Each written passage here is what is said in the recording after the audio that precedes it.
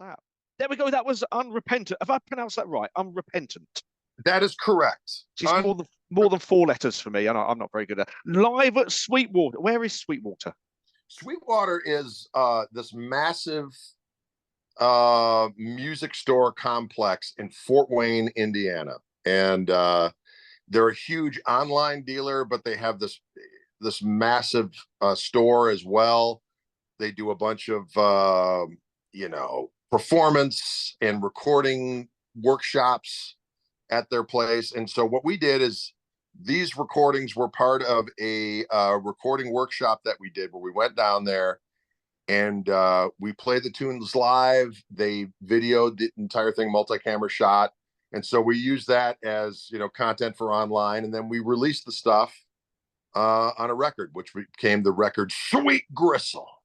And, we actually had, I think it's like 5, 6 tunes that we played live, maybe 5. And then we did 2 more, as I recall, as part of this recording class. So what happened, people could come in and experience what it was like to record the band with the main engineer. And so there are 2 kind of studio tracks on there as well. And wow. Unrepentant that I had written a few years back, and I had a record called Unrepentant. But we found that when we played it with the new iteration of my band, which had my son on drums and Toby on organ, it kind of became a different thing. So we wanted to record a version of that tune that was more indicative of how we'd been playing it lately.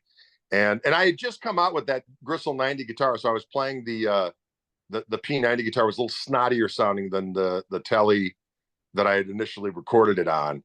So that's kind of a cool little version.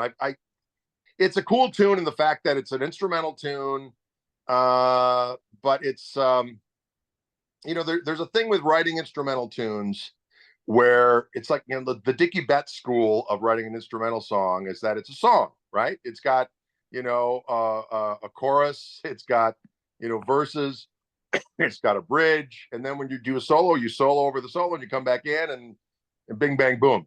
And also there's a degree of simplicity. I mean, it's not just, it's simple, but it's not easy. So it kind of has all those aspects to it. And it's got kind of this gospel-y chordal sequence that we just found that when we play that tune live, it's kind of one of those goosebump tunes. So when get in the midst of it, people are like, something's happening here. We're like, that's exactly right. Now stand back. It's really melodic. I even thought there's some parts of it where I thought sounds almost Joe Satriani like in there. It was really cool. I mean, I'm sure it's not meant to be based on him at all, but you've got that sort of vibe to it. Yeah. It's got, I've also people have mentioned that it kind of sounds Van Halen-y at some point, which is weird. I never really listened to either of those guys, to be honest with you, because I was more of kind of a blues goon. And but not that I didn't like them. I did. But I just was like, man, that ground had been so thoroughly covered by so many guitar players that I thought, well, I'll let the rest of the world do that stuff. But I always liked, especially as I kind of, after Eddie Van Halen died, and you just kind of like realized, man, he did all kinds of incredible shit, but his rhythm playing was awesome. And I've always struck myself as, as I've always strived to be every bit as good, if not better, of a rhythm player than a lead player. So I think as a result, that tune's got some rhythmic aspects of it that might be reminiscent of what Ed would have done in a similar situation. And you mentioned all of these other guitarists. You played with some phenomenal. I see you with Andy Timmons on stage and stuff like that. Name a few other great guitarists that you've played with as well on stage with them. Oh boy, well, Guthrie, you've played with him, haven't you? Yeah, with Guthrie Govan, played with him. Robin Ford, David Grissom. Boy, who else? Little Feat, I was on stage with them countless times. My Lonnie Mack back in the day. Hubert Sumlin, Eric Johnson. Wow. Boy, certainly Andy Timmons, Andy Wood, Brett Mason, Paul Gilbert, George Lynch, all these guys. I mean, I've over the years, there's been various different opportunities to jam with these folks. Certainly on the Allman Betts thing, Sonny Landreth, James Burton, Albert Lee. It kind of. And these are some of your heroes. I mean, Albert Lee, for example. I've done a masterclass with Albert Lee. Yeah, Such a nice guy, you know, just got totally. no ego whatsoever. In fact, he's almost saying, I'm not very good, really. He's saying, you are. You're really good. I mean, he's already guitarist out there. You were thinking, oh my God, I'm not even worthy standing on the same stage as them. Were there any that really scared you in any way? Uh, Not really. I mean, only because I've kind of. I guess if I was younger, that would have been more the case. But as I got older, I just, I just kind of realized that everyone's just a human, and you're just you. So when you go up on stage with these people, you just kind of play. You just kind of do your thing, and they do their thing, and people enjoy it. Cool. If people want to make it into a competition, that's on them. You know what I mean? I always think that that's the stupidest shit on earth, to be honest with you. But when you're on stage with people, it should be a conversation. It should be like, hey, I've got my way of speaking, you've got your way of speaking. Let's talk with each other and make it entertaining, as opposed to, I'm not going to try to talk over you and you're not going to try to talk over me, which unfortunately happens a lot in the guitar world. So, but I've had some great jams. I was just thinking, I've jammed with Joe Bonamassa several times. Wow. And he said some nice stuff over the years. And certainly Josh Smith and I have jammed, and we've had a great time. Scott Jorgensen sat in with our band years ago. Larry McRae, Dwayne Betts, Jimmy Herring, all these types of folks. Geez, probably the best musician you've ever played with is the guy that you've got on drums at the moment, your son. Well, he's a bad boy. What's it like bringing it? Well, I can imagine having my son on tour with me. I don't think I'd cope, to be honest with you. How do you get on together, you guys? We get along great. I mean, early on when we were traveling, it was kind of an interesting thing because he's a good looking lad, and so we'd be out and about, and his mom would call me up and like, is Dylan doing okay? And I'd be like, yeah, I was seeing with the girls he was with the night before. I'm like, yeah, I think he's fine. Everything. I think he's fine. So it was kind of one of those things where as a parent, I was horrified, but as a band member, I was impressed. So right, this is what we do rock and roll for, isn't it? He's calmed way down, and but it's just Toby, Dylan, and I travel together great. The humor is off the charts at all times. And, there's no delusions of grandeur. There's no kind of pitfalls of any of the stupid stuff that bands do. We just like playing music. We like eating food. And we just enjoy doing what we're doing. And if we just continued at the pace that we're at, we'd be happier than pigs in squalor. If we got a little bit of an uptick with a little bit more notoriety and played slightly larger venues, that'd be cool. But, if it doesn't happen, we're cool with just doing what we're doing because we're able to make it, doing what we're doing as far as, financially. And it's kind of fun not having a huge retinue of people all depending on this machine going out and making a ton of money. We've got a core group of a good team of folk. And we go out and, I work my own merch table and meet all the people. We definitely interact with people both before and after the show.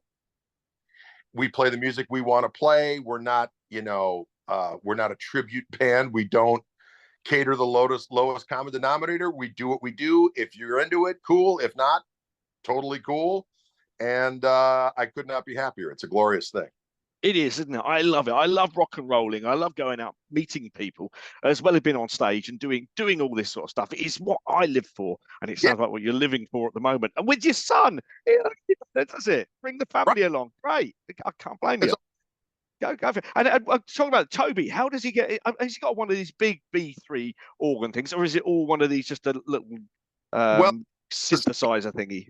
In the States, we travel with the Chop B3 and his Leslie, his 122. And he also, he brings one of the digital Bs, like the XKS or whatever the fuck it is. Sorry. That he'll use that on top of the organ. He'll use that for left-hand bass, and that goes through a bass amp, right? Nice. But the Leslie's the regular B3 is just going through the Leslie, and it sounds glorious. When we're over in Europe, we just get the XK, which is a dual manual kind of digital B3, but going through a Leslie, it sounds pretty damn good. But he has a way of splitting the signal, so he puts the bass signal through a bass amp, so that you can really hear the defined bass lines, and then everything is going all the right hand stuff that he does is going through the Leslie. That's a good idea. And we're going to probably have that same rig when we're in the UK as well. I'm looking forward to that. Look, you've got lots of dates in the UK. If you want to, people, check out Greg's website. It's Greg Koch gregkoch.com. Yeah, have I got that right? GREGKOCH.com. We've got it. Fantastic stuff. And there's loads of other things on there as well. Look, I think we have to call it a day. It's been wonderful speaking to you. It's been a real pleasure, a real honor. I've really enjoyed it. I can't wait to see you over in the UK. Loads of dates over here. I can't wait to hear lots more of your albums. I mean, the Melting the Farmhouse is spectacular. So check it out, people. Get it on, get it from Greg's website, or get it when he's over here on tour. You got CDs and stuff like that. Is that what you do? Well, on that particular, that is a vinyl only release, other than the digital. So the only physical copies we have is vinyl. So, and hopefully we shall have some of those while we're there. I'm Fantastic. running fast here, and it's always interesting of knowing how much should I bring over, and then you have to put suitcases together, and then you got to make sure they're under a certain weight, and so it's it's like the Wild West with these tours. It's just it's down and dirty.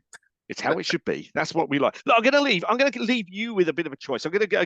I fancy probably a Roy Buchanan track. Okay, I've got a couple of my favorites. Either we've got Sweet Dreams, which I absolutely love. I'm sure you'll have come across that one. Or The Messiah Will Come, and I actually like the Gary Moore version of that as well.